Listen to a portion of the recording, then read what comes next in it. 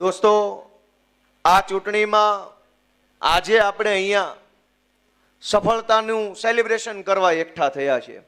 ગોપાલ ઇટાલિયા જીતી ગયા, સફળતા મળી ગઈ, મજા આવી ગઈ. પણ સફળતાની ઉજવણી કરવા એકઠા થયા છે ત્યારે મારે મારી વાતની શરૂઆત નિષ્ફળતાથી કરવી છે. સફળતામાં તો મજા છે. અંગ્રેજીમાં એક કહેવત છે કે success has many father and failure is an orphan. ગુજરાતીમાં એવું છે કે સફળતાના ઘણાય બાપ છે.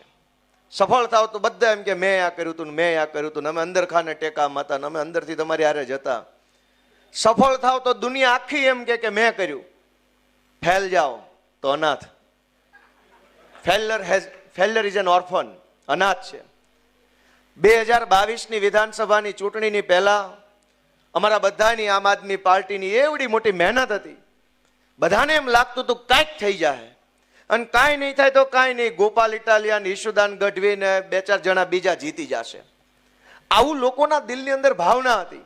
પરિણામ અલગ આવ્યું, ધાર્યું પરિણામ ન આવ્યું. બધો માહોલ વિખાઈ ગયો. જે માણસો અંદર ખાને હારેશું, બહાર હારેશું, આમ હારેશું, તેમ હારે, બધું ગાયબ અચાનક. અને નિષ્ફળતા આવી. ઈ સમયમાં કોણે આમ આદમી પાર્ટીને, કોણે અમને બધાને અને કોણે આખા ગુજરાતને સંભાળીને રાખ્યું, એની નોંધ લઈને આજનું સેલિબ્રેશન, આજની ઉજવણી થવી જોઈએ.